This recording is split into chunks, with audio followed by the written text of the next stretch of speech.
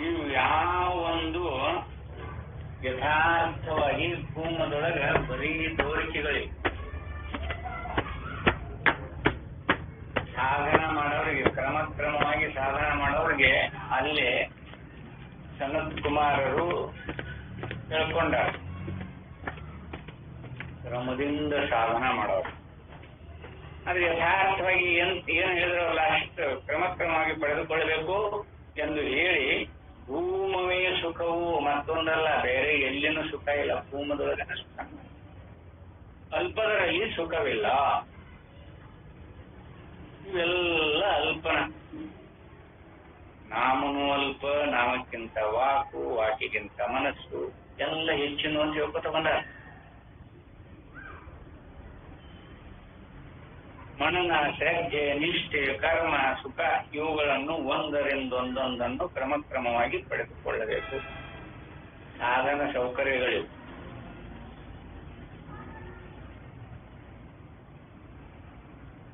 ಎಂದು ಹೇಳಿ, ಭೂಮವೇ ಸುಖವು ಅಲ್ಪದರಲ್ಲಿ ಸುಖವಿಲ್ಲ. ಇಲ್ಲಿ ಭೂಮದ ವಿಶ್ಲೇಷಣೆಯನ್ನು ಕೊಟ್ಟಾರ ನೋಡ್ರಿ. ಎಲ್ಲಿ ಮತ್ತೊಂದನ್ನು ಕಾಣುವುದಿಲ್ಲವೋ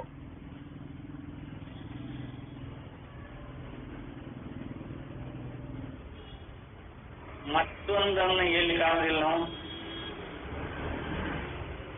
ಮತ್ತೊಂದನ್ನ ಎಲ್ಲಿ ಕಾಣುವುದಿಲ್ಲ?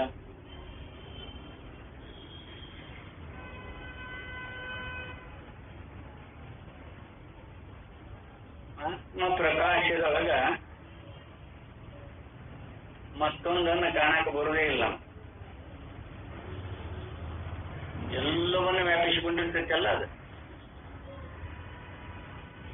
ಅದಕ್ಕೆ ಹೊರತಾಗಿ ಮತ್ತೊಂದೈತಿ ಅಂತ ಜ್ಞಾನ ಆಗೋದಿಲ್ಲ.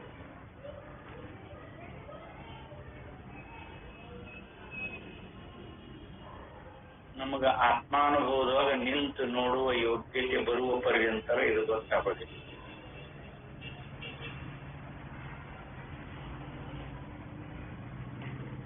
ಆತ್ಮಾನುಭವದೊಳಗ ನಿಂತು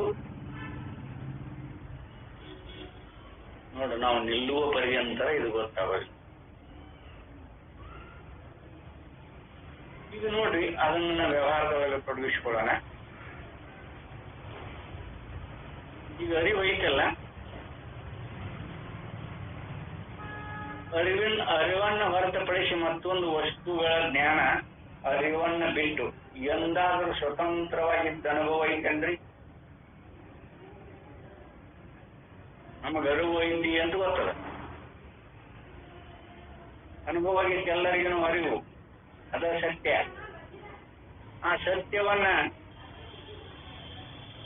ಬೇಡ, ಇದಕ್ಕಿಂತನೂ ವ್ಯವಹಾರಕ್ಕೆ ಬರೋಣ. ಅರಿವು ಒಂದು ಗಳಕ್ಕನ ಇನ್ನೂ ಅಷ್ಟು ಇದು ಪರಮಾತ್ಮ ಇದ್ದ ನಾನೆಂಬ ಅರಿವಿನಿಂದೊಡಗೂಡಿನ ಇದೆಲ್ಲ ಪ್ರಪಂಚ, ಆದಿ ಭೌತಿಕ, ಆದಿ ದೈವಿಕ, ಆಧ್ಯಾತ್ಮಿಕ. ನಾನೆಂಬ ಅರಿವಿನೊಳಗನ ಮನ, ಬುದ್ಧಿ, ಚಿತ್ತ, ಶರೀರ, ಇಂದ್ರಿಯ, ಪ್ರಾಣ, ಈ ನಾನೆಂಬ ಅರಿವನ್ನ ಬಿಟ್ಟು ಸ್ವತಂತ್ರವಾಗಿ ಇದ್ದುಕೊಂಡಿದೆಯಾ? ವ್ಯವಹಾರಿಕ ದೃಷ್ಟಿನ ಇದು. ಸತ್ಯ ಸ್ವರೂಪ ಅಲ್ಲಿದು. ಯಾಕಂದ್ರ ಈತ ಎತ್ತರದ ಅವಸ್ಥೆ ಇದ್ದಾಗ ಮಾತ್ರ ಇರ್ತಾನೆ. ಎತ್ತರದ ಅವಸ್ಥೆ ಇದ್ದಾಗ ಮಾತ್ರ ಇರ್ತಾನೆ ಅದಕ್ಕ ನಾನು ಹೇಳುವಾಗ ವ್ಯವಹಾರಿಕ ದೃಷ್ಟಿಯೊಳಗ ಈ ಪರಮಾತ್ಮ ನಾನೆಂಬ ಅರಿವಿನಿಂದೊಡಗೂಡಿ ಇದೆಲ್ಲವನ್ನು ವ್ಯಾಪಿಸಿಕೊಂಡಿರ್ತಾನಲ್ಲ, ಆ ನಾನೆಂಬ ಅರಿವು ಇಲ್ಲದೆ ಇದ್ದಾಗ ಮತ್ತೆ ನಾನೆಂಬ ಅರಿವನ್ನ ಬಿಟ್ಟು ಸ್ವತಂತ್ರವಾಗಿ ಈ ಭೌತಿಕ ಪ್ರಪಂಚ ಇರಬಹುದು, ದೈವಿಕ ಪ್ರಪಂಚ ಇರಬಹುದು, ಆಧ್ಯಾತ್ಮಿಕ ಪ್ರಪಂಚ ಇರಬಹುದು, ಯಾವುದಕ್ಕಾದ್ರೂ ಅಸ್ತಿತ್ವ ನಮ್ಮಲ್ಲಿ ಕಂಡದ್ದೇನಾದ್ರೂ ಉಂಟೇನ್ರಿ? ನಾನು ಕರಗದೇನಿ, ಬೆಳಗದೇನಿ, ಕೆಂಪದೇನಿ, ಇವು ವ್ಯವಹಾರಿಕ ದೃಷ್ಟಿಯೊಳಗನು ನೋಡ್ಕೊಡ್ರಿ. ನಾನೆಂಬ ಅರಿವು ಇಲ್ಲದೆ ಇದ್ರ ಇದೆಲ್ಲವನ್ನೇ ವ್ಯಾಪಿಸಿಕೊಂಡಿರೋದು ಎತ್ತರದ ಅವಸ್ಥೆಯನ್ನ, ಎತ್ತರದ ಅವಸ್ಥೆಯೊಳಗಿರುವಂತಹದ್ದೆಲ್ಲವನ್ನು ವ್ಯಾಪಿಸಿಕೊಂಡಿರುವುದು ನಾನೆಂಬ ಅರಿವಿನಿಂದ.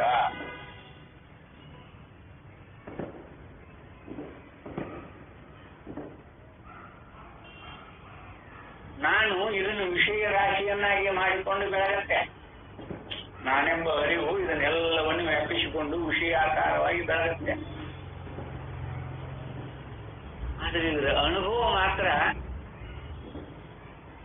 ನೋಡಲ್ಲಿ ಎಲ್ಲಿಗಿರ್ತದ, ಭೂಮ ಅಂತ ಕರೀತಾರೆ ನೋಡಿ, ಅಥವಾ ಸಾಕ್ಷಿ ಅಂತ ಕರೀತಾರೆ. ಸಾಕ್ಷಿ ನೀವು ಯಾವುದನ್ನಿಟ್ಟುಕೊಂಡು ಏನಾದ್ರೂ ಕಂಡುಕೊಂಡ್ರೂ ಕೂಡ ಅದು ನಾನೆಂಬ ಅರಿವಿನಿಂದ ಒಳಗೂಡಿ ಇರ್ತದ. ಅದನ್ನ ಬಿಟ್ಟರೆ ಸ್ವತಂತ್ರ ಇರುವುದಿಲ್ಲ. ಎಲ್ಲವೂ ನಾನೆಂಬ ಅರಿವೇ. ಬರೀ ಇದೊಂದು ಎತ್ತರದ ಅವಸ್ಥೆದಷ್ಟ ವಿಷಯ.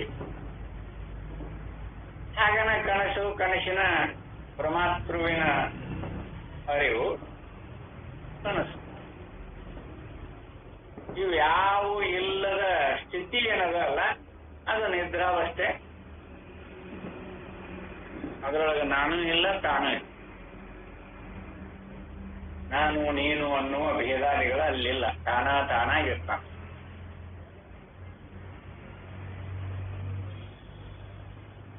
ಇಲ್ಲಿ ವ್ಯವಹಾರಿಕ ಶಕ್ತಿಗಳಿಗೂ ಕೂಡ ನಮಗ ಅರಿವೆಂಬ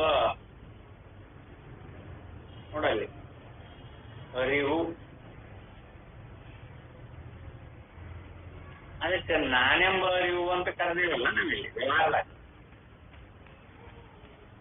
ನಾನೆಂಬ ಅರಿವು ಇಲ್ಲದೆ ಇದ್ರ ಯಾವುದೊಂದಕ್ಕೂ ಅಸ್ತಿತ್ವಿಲ್ಲ. ಇದು ಬರೀ ಎತ್ತರದ ಅವಸ್ಥೆಗೆ ಮಾತ್ರ. ಇದು ಅಲ್ಪ ಸುಖ ಮಲ್ಲಿದು.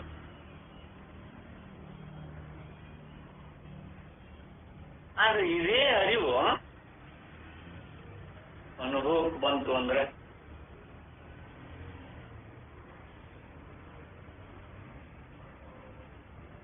ವ್ಯವಹಾರಿಕದೊಳಗೆ ಅರಿವು ಅಂತ ಕರ್ಕೊಂಡಿರಲ್ಲ. ನಾನೆಂಬ ಅರಿವು ಈ ಅರಿವಿಗೆ ಆಶ್ರಯವಾಗಿರುವುದ ಭೂಮ. ಅಲ್ಲಿ ಹೀಗೆ ವ್ಯವಹಾರ ಇಲ್ಲ. ನಾನೆಂಬ ಅರಿವಿಲ್ಲ, ನೀನೆಂಬ ಅರಿವಿಲ್ಲ.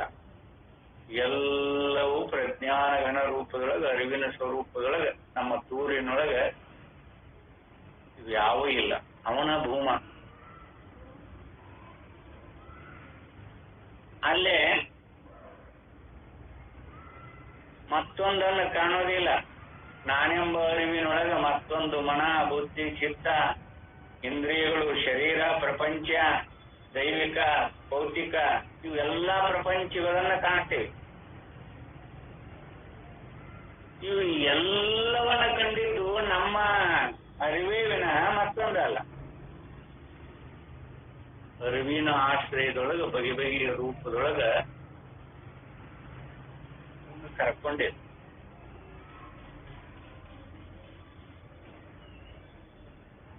ಆದ್ರೆ ಬರೀ ಅರಿವು ಭೂಮ ಅಂತ ಕರೀತಾರ, ಬರೀ ಅರಿವು ಅಂತ ಕರೀತಾರ, ಆತ್ಮ ಅಂತ ಕರೀತಾರ, ಬ್ರಹ್ಮ ಅಂತ ಕರೀತಾರ.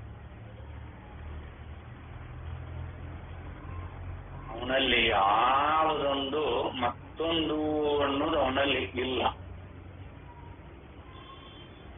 ಅವನ ಅನುಭವ ರೂಪದೊಳಗ ನಾನೆಂಬ ಅರಿವನ್ನ ಬಿಟ್ರ ಮತ್ತೊಂದು ಇಲ್ಲಿಲ್ಲಿ.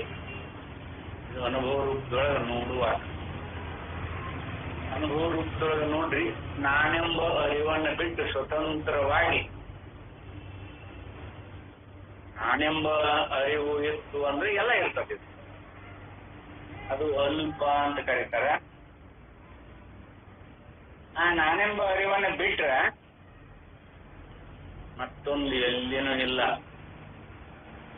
ಇದು ಎಚ್ಚರದ ಅವಸ್ಥೆಯೊಳಗಿನ ಭೂಮದ ವ್ಯಾಪಕತ್ವವನ್ನ ಕಂಡುಕೊಂಡಿರುವ ಅನುಭವ.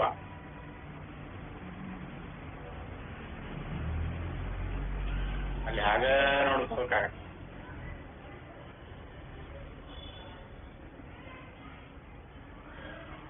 ಯಥಾರ್ಥವಾಗಿ ಅಲ್ಲಿ ನಾನೆಂಬ ಅರಿವು ಐತಲ್ಲ,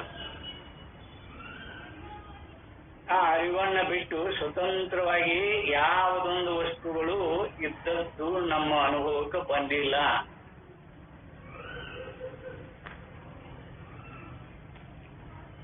ಇದಕ್ಕನ ಭೂಮ ಅಂತ ಕರೀತಾರ, ಸಾಕ್ಷಿತ್ವ ಅಂತ ಕರೀತಾರ. ಸಾಕ್ಷ್ಯತ್ವದಲ್ಲಿ ಇದು ಎತ್ತರ ಅಂತಿಲ್ಲ, ಅದು ಕನಸಂತಿಲ್ಲ, ಅದು ನಿದ್ರೆ ಅಂತಿಲ್ಲ. ನೋಡಿ, ಅಲ್ಲಿನ ಯಾವ ವಿಂಗಡಣೆ ಮತ್ತೊಂದಿಲ್ಲ, ಎಲ್ಲವೂ ಸ್ವರೂಪಣ. ಆ ಸ್ವರೂಪ ಬಿಟ್ರೆ ಮತ್ತೊಂದಿಲ್ಲ. ಇವನ್ನ ಬಿಟ್ರೆ ನಾನೆಂಬರಿವು ಐತಲ್ಲ, ಅದು ಅರಿವಿನಿಂದೊಡಗೂಡಿನ ನಾನನ್ನ ಪ್ರತ್ಯಯ ಮಾಡ್ಕೊಂಡೇವಿ. ನೋಡಿ ಆಗದ, ಅರಿವಿನಿಂದೊಡಗೂಡಿ ನಾನನ್ನ ಪ್ರತ್ಯಯ ಮಾಡ್ಕೊಂಡೇವಿ ಇಲ್ಲೇ. ಯಾಕ? ಎಲ್ಲರಿಗೂ ಗೊತ್ತದದು, ನಾನು ಅಲ್ಪ ತೃಪ್ತ, ಅವ ಅಲ್ಪ ಸುಖ, ಅವಂದವ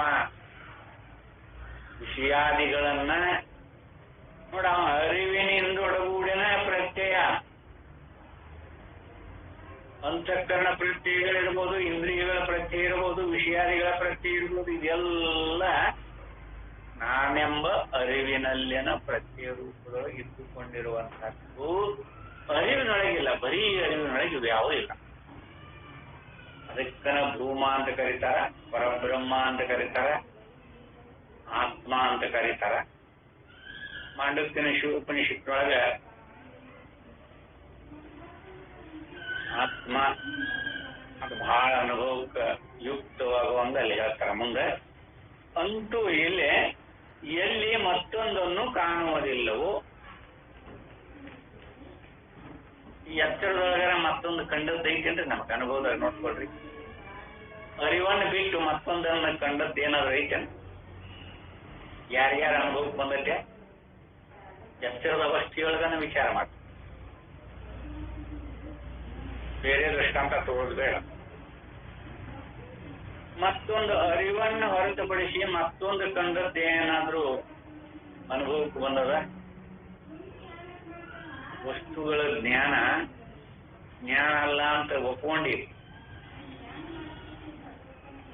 ಪ್ರತ್ಯೇಕ ಜ್ಞಾನ ಅಲ್ಲ ಅಂತ ಒಪ್ಕೊಂಡಿರ್ತಿ. ವೇದಾಂತಿಗಳು ಎಲ್ಲರೂ ಒಪ್ಕೊಂಡ್ರೆ, ಎಲ್ಲ ದಾರ್ಶನಿಕರು ಒಪ್ಕೊಂಡ. ಅದಕ್ಕೆ ಕಾರಣಿ ದರ್ಥನಾಗಿರುವಂತಹ ನಾನೆಂಬ ಅರಿವು ಇದೆಯಲ್ಲ, ಆ ಅರಿವನ್ನು ಬಿಟ್ಟು ಸ್ವತಂತ್ರವಾಗಿ ಯಾವುದಾದ್ರೂ ಒಂದು ವಸ್ತುವನ್ನು ನಿರ್ಣಯ ಮಾಡಿ, ಪೆನ್ನು ಅಂತ ನಿರ್ಣಯ ಮಾಡ್ರಿ, ಅದು ಪುಸ್ತಕ ಅಂತ ಮಾಡ್ರಿ, ಅದು ಕುರ್ಚಿ ಅಂತ ಮಾಡಿ, ಅರಿವು ಇರಬಾರ್ದು.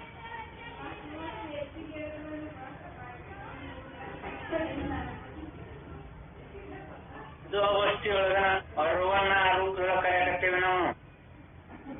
ಅಲ್ಲಿ ಮತ್ತೊಂದಿಲ್ಲ, ಅದೇ ಭೂಮ. ಅರಿವಿನಿಂದೊಡಗೂಡಿ ಇದು ಅನ್ನೋದನ್ನು ಸೇರಿಸ್ಕೊತೀವಿ ನೋಡು. ಅದು ಟೇಬಲ್ಲು, ಅದು ಫ್ಯಾನು, ವಸ್ತುಗಳನ್ನ ಅದು ಏನನ್ನ ತೋರಿಸುತ್ತಲ್ಲಿ ಅವುಗಳ ಇರುವಿಕೆಯನ್ನ ಹೇಳುತ್ತದ. ಅದು ಅನ್ನೋದು ಅವುಗಳ ಇರುವಿಕೆಯನ್ನ ಹೇಳುತ್ತಲ್ಲ. ಆ ಇರುವಿಕೆಗೆ ಆ ಮೂಲ ಆಧಾರ ಯಾವ್ದದ? ಅರಿವು. ಅರಿವಿಲ್ಲದ ಇರುವಿಕೆ ಇಲ್ಲ. ಕಂಡದೇನ್ರಿ ಎಲ್ಲರ ಯಾರಿಗಾದ್ರು ಅನುಭವಕ್ಕೆ ಅನುಸರಿಸಿಕೊಂಡು ನೋಡ್ರಿ. ಯಾರಿಗಾದ್ರೂ ಅರಿವು ಇಲ್ಲದ್ರೆ ಈ ಅರಿವು ಪರಿಸ್ಕೋಬೇಡ. ಮತ್ತೊಂದೇನಾರ ಕಾಣ್ಲಿಕ್ಕೆ ಉಂಟಾವಾಗ ಅರಿವು ಬೇಕಾದ್ರೆ ತಾನಾಗಿರಬಲ್ಲದು. ಯಾವ ವಿಷಯಾದಿಗಳಿರಲ್ಲ ಅಂದ್ರೂ ತಾನಾಗಿರಬಲ್ಲದು. ಅದಕ್ಕೆ ಭೂಮ ಅದೇ ದೊಡ್ಡ ಸುಖ. ಎಲ್ಲಿ ಮತ್ತೊಂದನ್ನು ಕಾಣುವುದಿಲ್ಲವೋ, ಕೇಳುವುದಿಲ್ಲವೋ, ಅರಿಯುವುದಿಲ್ಲವೋ ಅದೇ ಭೂಮ. ಚಾಂದೋಗ್ಯದೊಳಗ ಹೇಳ್ಕೊಂಡು ಬಂದ. ಇದೇ ನಮ್ಮಲ್ಲಿ ನಾನು ಎಂಬುವುದಕ್ಕೆ ಆಧಾರವಾಗಿರುವ ಸರ್ವಗತನಾದ ಆತ್ಮನು. ಉಪನಿಷತ್ತಿನೊಳಗ ಎಷ್ಟೊಂದು ಮಾರ್ಮಿಕವಾಗಿ ಹೇಳ್ಕೊಂಡ್ ಬಂದಾರಲ್ಲ. ಇದೇ ನಮ್ಮಲ್ಲಿ ಎಲ್ಲೇ ಬೇಷ್ಟಿ ಒಳಗ ನಮ್ಮಲ್ಲಿ ಅಂದಾಗ ನಮ್ಮ ಶರೀರ, ಇಂದ್ರಿಯ, ಇದು ಎತ್ತರದ ಅವಸ್ಥೆ ಅಂತ ಕರೆದೇವಲ್ಲ, ಅದರೊಳಗ ನಾನು ಎಂಬುವುದಕ್ಕೆ ಆಧಾರವಾಗಿರುವ ಸರ್ವಗತನಾದ ಆತ್ಮನು. ಯಾರು ಇಲ್ಲಿ ಆತ್ಮ? ನಾನೆಂಬ ಅರಿವಿನಿಂದೊಡಗೂಡಿದ್ದಾನಲ್ಲ ಅವನ ಆತ್ಮ.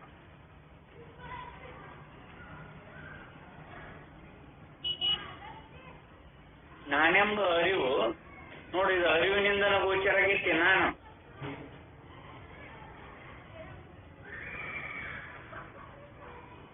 ಕಲ್ಪಿತ ಪುರುಷನೇ ಇರಬಹುದು, ಅವನ ವಿಷಯವನ್ನಾಗಿ ಮಾಡಿಕೊಂಡದ್ದು ನಮ್ಮರ್ವ. ಅರಿವಿನ ರೂಪ ಭೇದನ. ಅಲ್ಲೇ ನಮ್ಮಲ್ಲಿ ನಾನು ಎಂಬುದಕ್ಕೆ ಆಧಾರವಾಗಿರುವ ಸರ್ವಗತನಾದ ಆತ್ಮನು. ಯಾವನು ಆತ್ಮರತನಾಗಿರುವನು ಅವನು ಸ್ವಯಂ ರಾಜನಾಗಿರುವನು. ಆತ್ಮರತ ಅರಿವಿನಿಂದೊಡಗೂಡಿ ಅರಿವಿನ ಸ್ವರೂಪದೊಳಗ ಯಾರು ನಿಂತಿರ್ತಾರೋ ಅವಂಗ ಆತ್ಮರತನಾಗಿರುವವನು ಅಂತ ಹೇಳ್ತಾರೆ. ಆತ್ಮರತನಾದವನಿಗೆ ಮತ್ತೊಂದು ಕಾಣುವುದಿಲ್ಲ, ಹೇಳುವುದಿಲ್ಲ, ಅರಿಯುವುದಿಲ್ಲ, ಮಾಡಬೇಕಾದದ್ದಿಲ್ಲ, ಪಡ್ಕೋಬೇಕಾದದ್ದಲ್ಲ, ತಿಳ್ಕೋಬೇಕಾದದ್ದೇನು ಇರುವುದಿಲ್ಲ ಅವನಿಗೆ. ಜ್ಞಾನಿಗಳಿಗೆ ಏನಾರ ಮಾಡುವುದು, ಪಡ್ಕೊಳ್ಳೋದು, ತಿಳಿಯುವುದು ಇರ್ತೈತೇನ್ರಿ ಅವ್ರಿಗೆ? ಆತ್ಮರತರಾಗಿರ್ತಾರ ಅವರು. ಅದರೊಳಗೆ ಒಂದಾಗಿರ್ತಾರ. ಆತ್ಮನೊಳಗೆ ಒಂದಾದಾಗ ಯಾವ ಕ್ರಿಯಾಕಾರ್ಯಗಳು ಏನು ಇರುತ್ತೆ. ಕಾಣಬೇಕಾದದ್ದಿಲ್ಲ, ಕೇಳಬೇಕಾದದ್ದಿಲ್ಲ, ಅರಿಬೇಕಾದದ್ದಿಲ್ಲ, ಮಾಡಬೇಕಾದದ್ದಿಲ್ಲ, ಪಡ್ಕೋಬೇಕಾದದ್ದಿಲ್ಲ, ತಿಳ್ಕೋಬೇಕಾದದ್ದಿಲ್ಲ.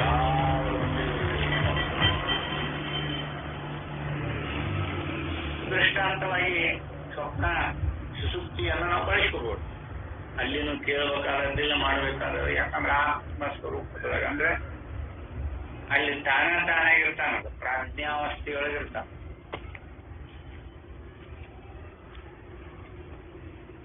ಆದ್ರೆ ಇಲ್ಲೇ ನಾವಿಲ್ಲಿ ಎತ್ತರದೊಳಗನ ಚಾಂದೋಕ್ಯದೊಳಗೆ ಎತ್ತರದೊಳಗನ ವಿಶೇಷವಾಗಿ ಹೇಗಿರುತ್ತದೆ ಅಂತ ಹೇಳ್ತಾರೆ ನೋಡ್ರಿ.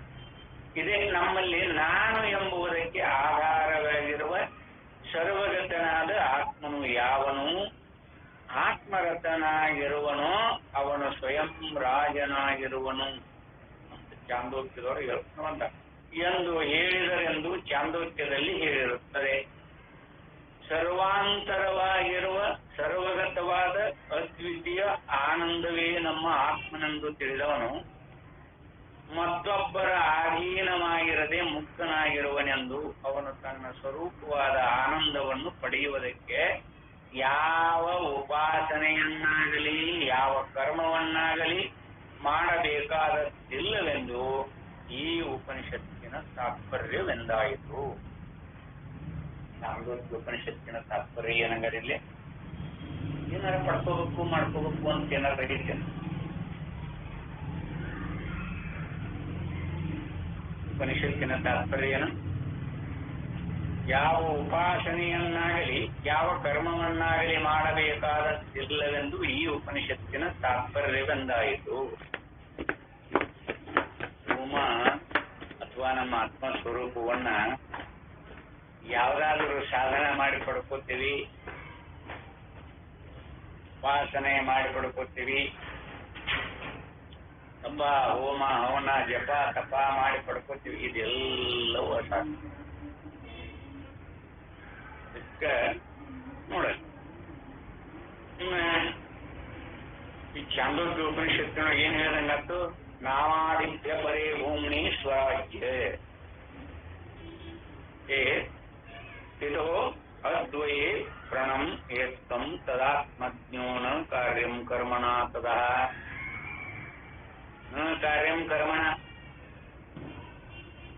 ಯಾವ ಕರ್ಮಗಳಿಂದಾಗಲಿ ಕಾರ್ಯದಿಂದಾಗಲಿ ಅದ್ವಯ ಪರಮಾತ್ಮ ತತ್ವವನ್ನು ಕಾಣಲಿಕ್ಕಾಗುವುದಿಲ್ಲ. ಇವೆಲ್ಲವೂ ನಾಮರೂಪಾದಿಗಳಿಂದ ಕೂಡಿಕೊಂಡದ್ದು ಯಾವುದು ಭೂಮಲ್ಲ. ಅಂದ್ರೆ ನಮ್ಮ ಆತ್ಮ ಸ್ವರೂಪ ಅಲ್ಲ ಅಂತ ಹೇಳಿದ್ರು. ಏನಾರ ಮಾಡಿ ಪಡ್ಕೋಬೇಕಾಗಿತ್ತು ಅಂದ್ರೆ ಪರಮಾತ್ಮ ರೂಪದಿಂದ ಒಡಗೂಡಿ ಕರ್ಮನ ಮಾಡ್ಬೇಕಲ್ಲ ನಾವು. ಯಾವ್ದಾರ ಉಪಾಸನೆನೂ ಕರ್ಮಣ. ಮನ, ಬುದ್ಧಿ, ಚಿತ್ತ, ಇಂದ್ರಿಯ ಇವುಗಳನ್ನು ಯಾವ್ದು ಒಂದನ್ನು ಬಳಸಿಕೊಂಡ್ರು ಅದು ಪೂರ್ಣನ, ಅದು ಕರ್ಮನ. ಅಲ್ಲಿಗೆ ಕರ್ಮಾದಿಗಳ ಪ್ರಯೋಜನ ಅಲ್ಲಿಲ್ಲ. ಅದಕ್ಕೆ ಯಥಾರ್ಥವಾಗಿ ನೋಡ, ಚಾಂದೋಗ್ಯ ಉಪನಿಷತ್ತಿನ ತಾತ್ಪರ್ಯ ಏನಂದ್ರೆ, ಉಪಾಸನೆಯನ್ನಾಗಲಿ ಯಾವ ಕರ್ಮವನ್ನಾಗಲಿ ಮಾಡಬೇಕಾದದ್ದಿಲ್ಲವೆಂದು ಈ ಉಪನಿಷತ್ತಿನ ತಾತ್ಪರ್ಯವೆಂದಾಯಿತು. ನಾವು ಏನ ಮಾಡಿದ್ರು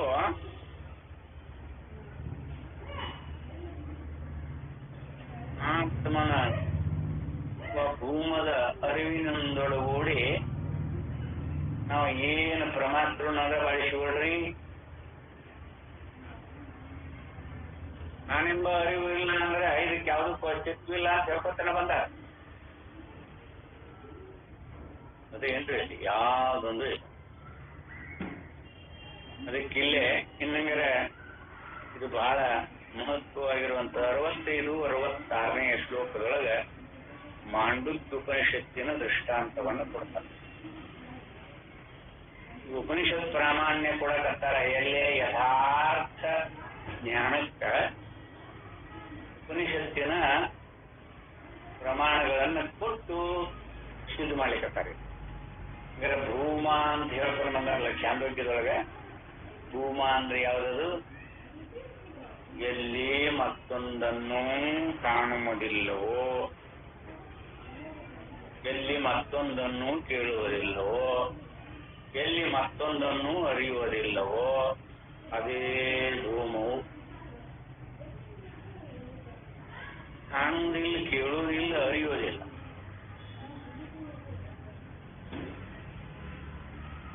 ಮತ್ ನಾವಿಲ್ಲಿ ಯಾತ್ರ ಸ್ವಪ್ನದೊಳಗೆ ಹೇಗದೇವ್ ನಾವು?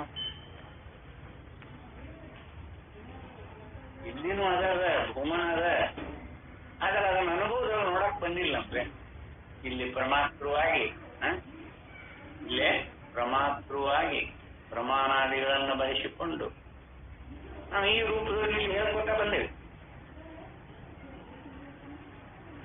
ಯಥಾರ್ಥವಾಗಿ ಬಳಸುವ ನೋಡ, ಸಮ್ಯಂಮತಿ ಪ್ರಕರಣ ಇದೆ. ಸಮ್ಯಂಮತಿ, ಮತಿ ಅಂದ್ರೆ ಬುದ್ಧಿ, ಸರಿಯಾದ ತಿಳುವಳಿಕೆ, ಯಥಾರ್ಥ ಜ್ಞಾನ. ಅದನ್ನು ಬಳಸಿಕೊಳ್ಳುವ ಯೋಗ್ಯತೆ ನಮಗೆ ಇಲ್ಲಿ ಗೊತ್ತಾಗಿಲ್ಲ. ಗೊತ್ತಾಗದೆ ಇರೋದ್ರಿಂದ ನಾವು ಈಗ ಮಾಡ್ಲಿಕ್ಕೆ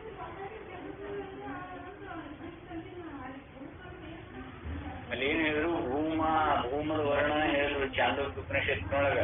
ನಾರದ ಮತ್ತು ಸನತ್ ಕುಮಾರ ಅದಕ್ಕೆ ನಾಮಾದಿತ್ಯ ಪರೇ ಭೂಮಿ ಎಲ್ಲನೇ ನಾಮದ ವರ್ಣನ ಮಾಡ್ಲಿಕ್ಕತ್ತೀಯಪ್ಪ. ಇವೆಲ್ಲ ನಾಮಾದಿಗಳೇ. ವೇದಾದಿಗಳನ್ನ ಮೊದಲು ಮಾಡಿಕೊಂಡು ಎಲ್ಲ ವೇದಗಳನ್ನ ಅಧ್ಯಯನ ಮಾಡೀನಿ ಅಂತ ಹೇಳ್ತೀಯಲ್ಲ, ಇವೆಲ್ಲ ನಾಮನ. ಅದ್ರಾಗ ನಿನ್ನ ಆತ್ಮ ಸ್ವರೂಪ ಒಂದೂ ಇಲ್ಲ, ಎಲ್ಲ ಪರಮಾತ್ಮನಿಟ್ಟುಕೊಂಡು ಅಂತಃಕರಣಾದಿಗಳ ವ್ಯವಹಾರದೊಳಗೆ ಪಡಿಯವಿನ ಓದಿ ತಿಳಿದಿ ಅಧ್ಯಯನ ಮಾಡಿ ವೇದ ಪೂರ್ಣ ನಾರದ ಮಹರ್ಷಿಗೆ ವೇದಗಳೆಲ್ಲವೂ ಕಂಠಪಾಠ ಇತ್ತಲ್ಲ, ಹೇಳಾಚಾರ ಮಾಡ್ತಿದ್ದ. ಸರಿಯಪ್ಪ, ಇದೆಲ್ಲ ನಾಮನ ಅಂತ ಹೇಳಿದ್ರು ಸನತ್ ಕುಮಾರ್. ಅದಕ್ಕಿಂತ ಅದಕ್ಕಿಂತ ಇದೆಲ್ಲ ಈ ರೂಪದೊಳಗೆ ಇರುವುದು. ಆದ್ರೆ ಯಥಾರ್ಥ ರೂಪದೊಳಗೆ ಭೂಮ ಅಂದ್ರೆ ಏನು ಅಂತ ಚಾಂದೋಗ್ಯ ಉಪನಿಷತ್ತಿನ ಪ್ರಮಾಣದಿಂದ ನೋಡಿದ್ರೆ ಅದು ಎಲ್ಲೇ ಸರ್ವಾಂತರವಾಗಿರುವ ಸರ್ವಗತವಾದ ಅದ್ವಿತೀಯ ಆನಂದವೇ ನಮ್ಮ ಆತ್ಮನೆಂದು ತಿಳಿದವನು ಮತ್ತೊಬ್ಬರ ಅಧೀನವಾಗಿರದೆ ಮುಕ್ತನಾಗಿರುವನೆಂದು ಅವನು ತನ್ನ ಸ್ವರೂಪವಾದ ಆನಂದವನ್ನು ಪಡೆಯುವುದಕ್ಕೆ ಯಾವ ಉಪಾಸನೆಯನ್ನಾಗಲಿ ಯಾವ ಕರ್ಮವನ್ನಾಗಲಿ ಮಾಡಬೇಕಾದದ್ದಿಲ್ಲವೆಂದು ಈ ಉಪನಿಷತ್ತಿನ ತಾತ್ಪರ್ಯವೆಂದಾಯಿತು. ಇಷ್ಟಂತೂ ಆ ಉಪನಿಷತ್ತಿನೊಳಗೆ ಹೇಳ್ಯಾರ. ನಾರದ ಮತ್ತು ಸನತ್ ಕುಮಾರರ ಸಂವಾದದಿಂದೊಡಗೂಡಿ ಅದ ನಮ್ಮ ಅನುಭವದೊಳಗೆ ನಾವು ನೋಡಿಕೊಂಡಾಗನೂ ಕೂಡ ನಾನೆಂಬ ಅರಿವು ಇರಲಿಲ್ಲ ಅಂದ್ರೆ ಈ ಪ್ರಪಂಚಕ್ಕೆ ಅಸ್ತಿತ್ವಿಲ್ಲ, ಶರೀರಕ್ಕೆ ಅಸ್ತಿತ್ವಿಲ್ಲ, ಇಂದ್ರಿಯಾದಿಗಳಿಗೆ ಅಸ್ತಿತ್ವಿಲ್ಲ. ಆ ಅರಿವಿನಿಂದೊಡಗೂಡಿನ ಇದನ್ನ ನಾವು ಕಂಡೇವೆ ಅಷ್ಟೇ ವಿನಃ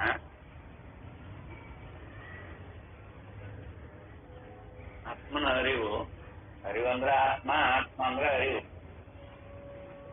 ಅದು ಇರ್ಲಿಲ್ಲ ಅಂದ್ರೆ ಅರಿವು ಹೆಂಗ ಆತ್ಮ ಐತ್ರಿ? ಇದು ಪುಸ್ತಕ ಅಂತ ಅರಿತೀವಿ ನಾವು. ಈ ಅರಿವು ಏನಾದರೂ ಆತ್ಮ ಐತೇನ? ನೋಡಲ್ಲಿ ವಿಷಯಾದಿಗಳ ಅಪೇಕ್ಷೆ ಹೇಗೆ ಬರ್ತದೆ?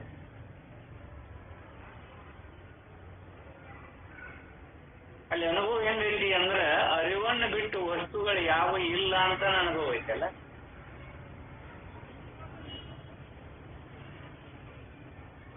ವಿಷಯಾದಿಗಳ ಅರಿವು ಆತ್ಮನ ಅರಿವು. ಅದು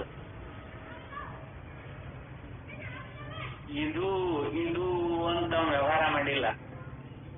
ಇದನ್ನು ವ್ಯವಹಾರ ಮಾಡಿಕೊಂಡ್ರದ್ದು ಈ ಉಪಾಧಿ, ಪ್ರತ್ಯೇಕ ರೂಪದ ಉಪಾಧಿಗಳದವಲ್ಲ ಇವು ಹೇಳ್ತವ.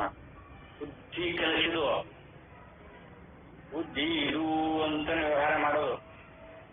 ಅದನ್ನ ಹಿಂದಿಂದನೂ ಸಾಕಷ್ಟು ಸರಿ ಪ್ರತಿಪಾದನೆ ಮಾಡ್ಕೊಂಡು ಬಂದಾರ. ಅದ್ನೇನು ಹೇಳುವ ಅವಶ್ಯಕತೆ ಇಲ್ಲ. ಇಲ್ಲೇ ಒಂದು ಭೂಮದ ಸ್ವರೂಪ ಎಂಥದ್ದು ಅಂತ ಚಾಂದೋಗ್ಯ ಉಪನಿಷತ್ತಿನೊಳಗ 3-4 ಕಥೆ ಬಹಳ ಚೆನ್ನಾಗಿ ಬರ್ತಾವ. ಅಲ್ಲಿ ಇವಂತ ತಗೊಂಡಾರ ಚಾಂದೋಗ್ಯ ಉಪನಿಷತ್ತಿನೊಳಗೆ 3-4 ಕಥೆಗಳು ಬಹಳ ಚೆನ್ನಾಗಿ ಬರ್ತಾವ. ಭೂಮದ ವರ್ಣನೆ ಬಗ್ಗೆ ನೋಡೋಣ ಅಲ್ಲಿ.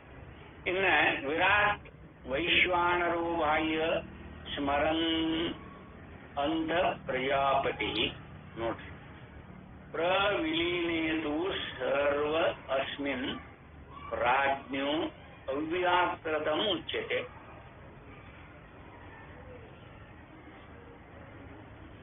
ಮಾಂಡೋಕ್ಯ ಉಪನಿಷತ್ತಿನ ದೃಷ್ಟಾಂತವನ್ನ ಇಲ್ಲಿ ಹೇಳ್ಕೊಂಡು ಬಂದಾಗ ಏನ್ ಹೇಳ್ತಾರೆ? ವಿರಾಟ್ ವೈಶ್ವಾನರೋ ಬಾಹ್ಯ, ಈ ಬಾಹ್ಯ ಪ್ರಜ್ಞೆ ನಾನೆಂಬ ಅರಿವು ಅಂತ ಹೇಳ್ಕೊಂತ ಬಂದಿವಲ್ಲಿ ಅರ್ಥದ. ಇಲ್ಲಿನೂ ಕೂಡ ಇಲ್ಲಿ ಬಾಹ್ಯ ಪ್ರಜ್ಞೆ ನಿಮ್ಗೆ ಏನಂತ ಕರೀತಾರ ಅಂದ್ರೆ ವಿರಾಟ್ ರೂಪ ಅಂತ ಕರೀತಾರೆ. ವಿರಾಟ್ ಸ್ವರೂಪ, ವಿರಾಟ್ ರೂಪ, ವೈಶ್ವಾನರ, ವಿಶ್ವ ಜೀವ, ವಿಶ್ವಜೀವ, ತೈಜಸ ಜೀವ ಅಂತ ಕರೀತಾರೆ.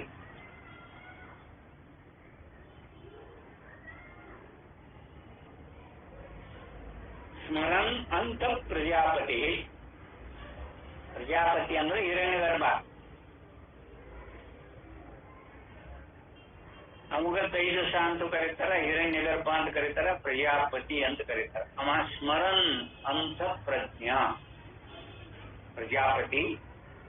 ಪ್ರವಿಲೀನೇ ತು ಸರ್ವಂ ಅಸ್ಮಿನ್ ಪ್ರಾಜ್ಞೋ ಅವ್ಯಾಕೃತಂ ಉಚ್ಯತೆ. ಪ್ರಾಜ್ಞ ಅವ್ಯಾಕೃತಂ ಉಚ್ಯತೆ. 66ನೇ ಶ್ಲೋಕದ ಏನ್ ಹೇಳ್ತಾರ? ವಾಚಾರಂಭಣ ಮಾತ್ರತ್ವ ಸುಸುಪ್ತಾಧಿ ತ್ರಿಕಂ ಸತ್ಯೋ ನಿಶ್ಚ ಅಹಂ ಇತ್ಯೇವಂ ಸತ್ಯ ಸಂಧೋ ವಿಮುಚ್ಯತೆ. ನೋಡಿ, ಇದು ಯಥಾರ್ಥವಾಗಿ ಹೊರಗೆ ಅರಿಯುವಾಗ ವಿರಾಟ್ ರೂಪನಾದ ವೈಶ್ವಾನರನು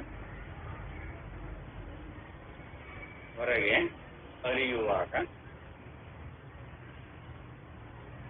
ನಾನೆಂಬ ಅರಿವು ಒಂದು ಕಾರ್ಯದಲ್ಲಿ ಇಷ್ಟುತ್ತಾನ ಚಾಂದೋಗ್ಯ ಉಪನಿಷತ್ತಿನ ಆಧಾರದ ಮೂಲಕ. ಇಲ್ಲೇ ಹೊರಗೆ ಅರಿಯುವಾಗ ವಿರಾಟ್ ರೂಪನಾದ ವೈಶ್ವಾನರನು. ಹೊರ ಅರಿವುಳ್ಳವ ಒಳ ಅರಿವುಳ್ಳವ ಅಂತ ಯಾರ ಕಲ್ಪನೆ ಇದು?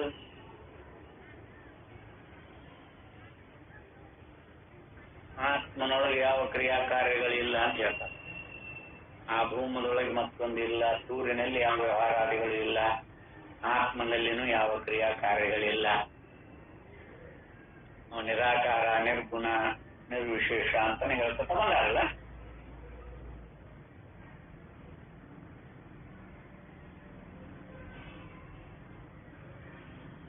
ಹೊರಗೆ ಅರಿಯುವಾಗ ವಿರಾಟ್ ರೂಪನಾದ ವೈಶ್ವಾನರನು, ಒಳಗೆ ಸ್ಮರಣೆ ಮಾಡುವಾಗ ಪ್ರಜಾಪತಿ, ಎಲ್ಲವೂ ಅಡಗಿದರೆ ಅವ್ಯಾಕೃತನಾದ ಪ್ರಾಜ್ಞೆ ನೆನೆಸುವನು. ಸುಷುಪ್ತಿಯೇ ಮುಂತಾದ ಮೂರೂ ವಾಚಾರಂಭಣ ರೂಪವಾಗಿರುವುದರಿಂದ ಅನಿತ್ಯವಾಗಿರುತ್ತವೆ. ನೋಡ್ರಿ, ಒಂದ್ ಸ್ವಲ್ಪ ಲಕ್ಷದಲ್ಲಿ ಹೊರ ಅರಿವಿರ್ಬೋದು, ಒಳ ಅರಿವಿರ್ಬೋದು, ಒಳಗಿನ ಸ್ಮರಣೆ ಇರ್ಬೋದು, ಇವೆಲ್ಲವೂ ಅಡಿಗೆ ಅವ್ಯಾಕೃತನಾದ ಪ್ರಾಜ್ಞೆ ಅಂತ ಅನಿಸಿದರೂ ಕೂಡ ಇವು ಮೂರು ಯದ್ರ ಸ್ವಪ್ನ ಸುಷುಪ್ತಿನರ ಅಂದ್ರಿ, ವೈಶ್ವಾನರ, ತೈಜಸ, ಪ್ರಾಜ್ಞರ ಅಂದ್ರಿ. ಈ ಮೂರರ ತಿರುಳು ಏನಿದುವ ಬರೀ ಇವು ವಾಚಾರಂಭಣ ರೂಪವಾಗಿರುವುದರಿಂದ ಅನಿತ್ಯವಾಗಿರುತ್ತವೆ. ಯತ್ರ ಅಂತ ಹೇಳಿಸ್ಕೊತತಿ, ಸ್ವಪ್ನ ಅಂತ ಹೇಳಿಸ್ಕೊತತಿ, ಸೂರ್ಯನೊಳಗೆ ಹೇಳಿಸ್ಕೊಳಕ್ ಬರುದಿಲ್ಲ ಇವಕ್ಕ. ಅದು ಭೂಮ, ಅದು ನಮ್ಮ ಆತ್ಮ ಸ್ವರೂಪ. ಸಾಕ್ಷಿಗೆ ನೋಡಿಲ್ಲ, ಸಾಕ್ಷಿ ಇವ ವೈಶ್ವಾನರ ಅಂತ ಬೆಳಗುವುದಿಲ್ಲ, ತೈಜಸ ಅಂತ ಬೆಳಗುವುದಿಲ್ಲ.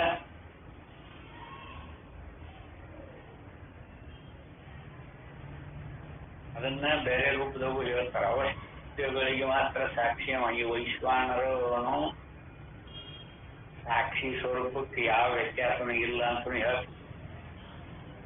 ಅವರವರು ಅನುಭವ ಮಾಡಿಕೊಳ್ಳುವಾಗ ಅದು ಅವ್ರಿಗೆ ಗೋಚರಾಗಿರುವ ರೀತಿ ಅದು ನೋಡ್ಕೊಳ್ರಿ, ಅನುಭವ ಮಾಡ್ಕೋಬೇಕಲ್ಲ. ಹಾಗೆ ಒಳ ಅರಿವು, ಹೊರ ಅರಿವು, ಯಾವ ಅರಿವಿಲ್ಲದ ಅವ್ಯಾಕೃತನಾದ ಪ್ರಾಜ್ಞೆ ನೆಲೆಸುವನು. ಈಗ ನಿಶಾನಲ್ಲ, ಒಮ್ಮೆ ಪ್ರಾಜ್ಞೆ ನಿಶಾನ, ಒಮ್ಮೆ ಯಾರು ಪ್ರಜಾಪತಿ ಅಥವಾ ಹಿರಣ್ಯಗರ್ಭ, ತೈಜಸ ನಿಶಾನ, ಒಮ್ಮೆ ವೈಶ್ವಾನರ ನಿಶಾನ ಅನಿಸಿದ್ದು ಯಾರಿಗೆ? ಆತ್ಮನಿಗೆ ಏನಾರು ಐತೇನ್ರಿ?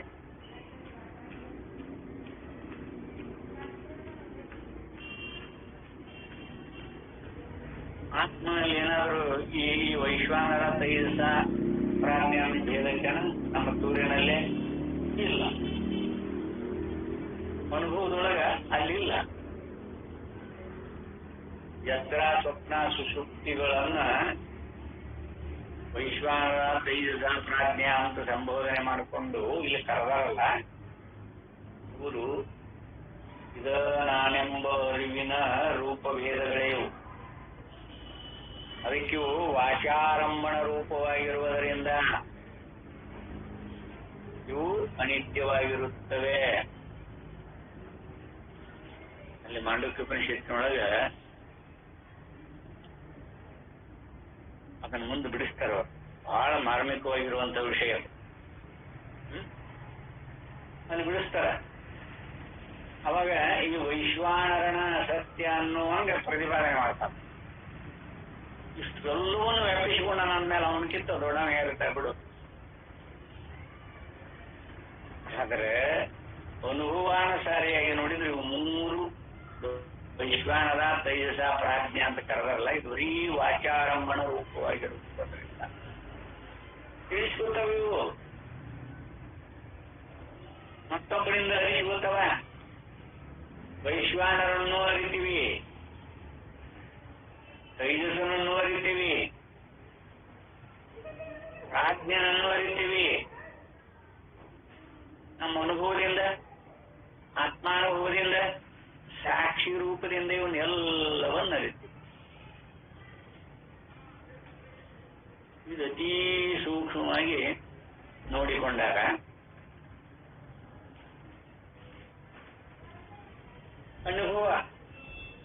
ಅನುಭವವನ್ನು ಅನುಸರಿಸಿಕೊಂಡು ನೋಡಿದಾಗ ಇದೆಲ್ಲವೂ ಬರೀ ವಾಚಾರಂಭಣ ಚಾಂದೋಗ್ಯನ ಹೇಳ್ಕೊಂಡ ನೋಡ್ರಿ, ವಾಚಾರಂಭಣ ವಿಕಾರೋ ನಾಮದೇಹ ಮೃತ್ತಿಕೇವ ಸತ್ಯ. ಈ ನಾಮ ರೂಪಾದಿಗಳು ಬರೀ ವಾಚಾರಂಭಣ ರೂಪದಿಂದ ಕಂಡಿರೋದು. ನಿಮ್ಮ ಪ್ರಪಂಚ ಆಗಲಿ ಇಂದ್ರಿಯಗಳಾಗಲಿ ಇವೆಲ್ಲ ಬರೀ ವಾಚಾರಂಭಣ. ನಾಮ ರೂಪಾದಿಯಿಂದ ಕೂಡಿಕೊಂಡಿರುವ ಈ ಪ್ರಪಂಚ ಎಲ್ಲವೂ ಬರೀ ವಾಚಾರಂಭಣ. ಹೇಳಕ್ಕೆ ಮಾತ್ರ ಇರುತ್ತೆ. ಅಲ್ಲಿ ಅರಿವನ್ನ ಬಿಟ್ರೆ ಮತ್ತೊಂದು ಇಲ್ಲ ಅಂತ ಅನುಭವಕ್ಕೆ ಬರ್ತದೆ. ಎಷ್ಟು ಮಜಾ ಇದೆ ನೋಡಿ. ನಾಮ ರೂಪಾದಿಗಳನ್ನಿಟ್ಟುಕೊಂಡು ಹೇಳಕ್ ಬರ್ತದೆ ವಾಚಾರಂಭ. ಮಣ್ಣನ್ನು ಬಿಟ್ರೆ ಮಡಿಕೆ ಕುಡಿಕೆ ಈ ನಾಮ ಮತ್ತು ರೂಪಾದಿಗಳ ಅವು ಯಾವ ಇಲ್ಲ, ಮಣ್ಣಿನ ದೃಷ್ಟಿ ಇತ್ತು. ವಾಚಾರಂಭಣ ವಿಕಾರೋ ನಾಮಧೇಯ ಮೃತ್ತಿಕೇವ ಸತ್ಯಂ. ಮಣ್ಣನ್ನು ಬಿಟ್ರೆ ಸತ್ಯ ಅಂದ್ರೆ ಮಣ್ಣು ಒಂದೇ. ಈ ನಾಮಪಾದಿಗಳ ಕಂಡವಲ್ಲ, ಇದು ಬರೀ ವ್ಯವಹಾರ ಬುದ್ಧಿ ಆ ರೂಪದೊಳಗೆ. ಅದೇ ಅಂದ್ರೆ ಸಂಬಂಧ ಅಂತಿರಲ್ಲ, ಕೊಡನ ಬೇರೆ, ಅರಿವಿನ ಬೇರೆ, ಮಗಿನ ಬೇರೆ, ಪ್ರಯಾಣ ಬೇರೆ. ಪ್ರಯಾಣ ಉಣ್ಣಾಕ ಬರ್ತೈತಿ, ಒಟ್ಟಾನ್ ತರಾಕ ಬರ್ತೈತಿ. ಅರಿವಿ ನೀರನ್ನು ಸಂಗ್ರಹ ಮಾಡಿ ಇಟ್ಕೊಳಕ್ ಬರ್ತೈತಿ. ಮಗಿ ಅದರ ತುಂಬಿಕೊಂಡು ಬಾಯಿಸ್ಕೊಳಕ. ಇವುಗಳ ಪ್ರಯೋಜನದಿಂದ ಬೇರೆ ಅಂತ ನಾಮ ರೂಪ ಪ್ರಯೋಜನಗಳಿಂದ ಬೇರೆ ಬೇರೆಯಾಗಿ ವ್ಯವಹಾರ ಮಾಡಿದ್ದರೂ ಅದೆಲ್ಲವೂ ಮೊನ್ನೆ ಸತ್ಯ ಅಂತ. ವಾಚಾರಂಭಣ ವಿಕಾರೋ ನಾಮಧೇಯ ಮೃತ್ತಿಕೇವ ಸತ್ಯಂ. ಹಾಗಾಗಿ ಇಲ್ಲಿ ವೈಶ್ವಾನರ ತೈಜಸ ಪ್ರಾಜ್ಞ ಅಂತ ಕರ್ಕೊಂಡರು. ಇದೆಲ್ಲ ವಾಚಾರಂಭಣ ರೂಪ. ಇರುವುದೇನ ನಮ್ಮ ಆತ್ಮಾನುಭವ. ಆದ್ದರಿಂದ ಇಲ್ಲಿ ಯಥಾರ್ಥವಾಗಿ ವಾಚಾರಂಭಣ ರೂಪವಾಗಿರುವುದರಿಂದ ಅನಿತ್ಯವಾಗಿರುತ್ತವೆ. ಸತ್ಯವಾಗಿರುವ ಚೈತನ್ಯ ರೂಪಾತ್ಮನೇ ನಾನು ಎಂದರಿತು ಸತ್ಯಸಂಧನಾದವನು ವಿಮುಕ್ತನಾಗುತ್ತಾನೆ. ಎಲ್ಲವನ್ನು ಬಿಡಿಸ್ಕೊತಾನ. ಯಾವ ಆ ರೂಪದೊಳಗೆ ತಿಳ್ಕೊತಾನ. ಚೈತನ್ಯ ರೂಪಾತ್ಮನೇ ನಾನು, ಬೇರೆ ಅಲ್ಲ. ಅಂದ್ರೆ ಹಾಗೆ ವ್ಯವಹಾರಿಕ ದೃಷ್ಟಿಯನ್ನು ಇಟ್ಟುಕೊಂಡು ನೋಡುವವರಿಗೆ ಇದು ಗೊತ್ತಾಗುವುದಿಲ್ಲ.